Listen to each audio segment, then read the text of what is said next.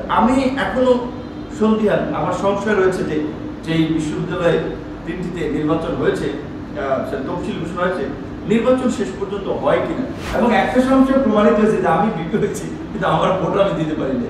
কারণ আমি ভোট দিতে যাবো 12:30টায়, তখন মানে হচ্ছে দৌড়ানি দেওয়া শুরু হয়ে গেছে। নির্বাচনগুলো নিয়মিত হওয়া দরকার, কিন্তু আমি এখনো সন্দিহান, আমার সংশয় রয়েছে যে যেই বিশ্ববিদ্যালয়ে তিনটিতে নির্বাচন হয়েছে, তফসিল ঘোষণা হয়েছে, নির্বাচন শেষ পর্যন্ত হয় কিনা। এখন আমি অনেক ক্ষেত্রে খুব আশাবাদী মানুষ, এই ক্ষেত্রে একটু সংশয় আছে। এবং আবার এইটা আপনাদেরকে বলে, আপনারা আমার মতো সবাই হতাশ হয়ে না বা নিরাশ হয়ে না।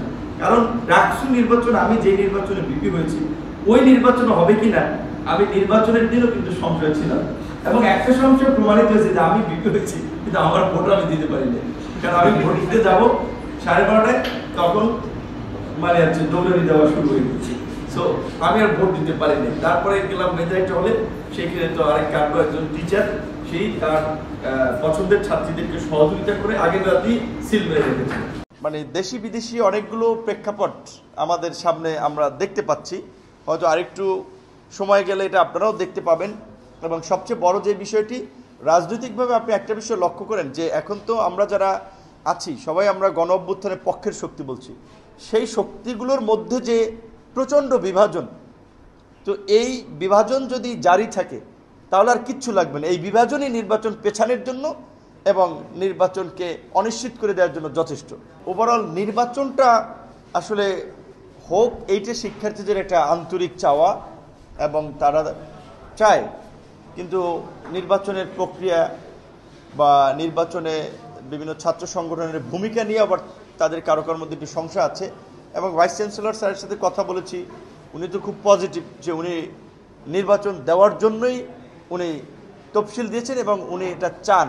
সেই ক্ষেত্রে এই জন্য আমি কিন্তু বারবার বলেছি যে আমাদের ছাত্র সংগঠনগুলোই মূলত আসলে এইখানে একটা প্রধান ভূমিকা পালন করতে হবে। তারা যদি সহযোগিতা করে তাহলে তাদের সহযোগিতা পেলে তো বিশ্ববিদ্যালয় প্রশাসন আসলে এড়াতে পারবে না। তারা যদি নির্বাচন চায়, আমার মনে হয় না যে বিশ্ববিদ্যালয় প্রশাসন এড়াতে পারবে। ওই প্রয়োজনীয়তা উল্লেখ করেই বলেছি যে একাডেমিক ভবনে অনেকে কমফোর্টেবল ফিল করবে। হলে অনেকজনের বিশেষ করে অতীতের ছাত্র সংগঠনের আধিপত্য ছিল, এখনও কিছু কিছু জায়গা আছে, সেক্ষেত্রে হলে একটা গণ্ডগোল হওয়ারও সম্ভাবনা থাকে। এবং যারা হলে থাকে না তাদের অনেকে হলে যাওয়াটা স্বস্তি বোধ করে না। সেজন্য একাডেমিক বিল্ডিংয়ে ভোট হলে সেটা একটা ভালো পদক্ষেপ হতে পারে। তারপর এক এক বিশ্ববিদ্যালয়ের তো এক এক ধরনের নেচার আছে। সেই ক্ষেত্রে সবচেয়ে এই জায়গায় ছাত্র সংগঠনগুলোর সাথে আলোচনা করে বিশ্ববিদ্যালয় প্রশাসন যদি সিদ্ধান্ত নেয় সেটি সবচেয়ে ভালো হবে।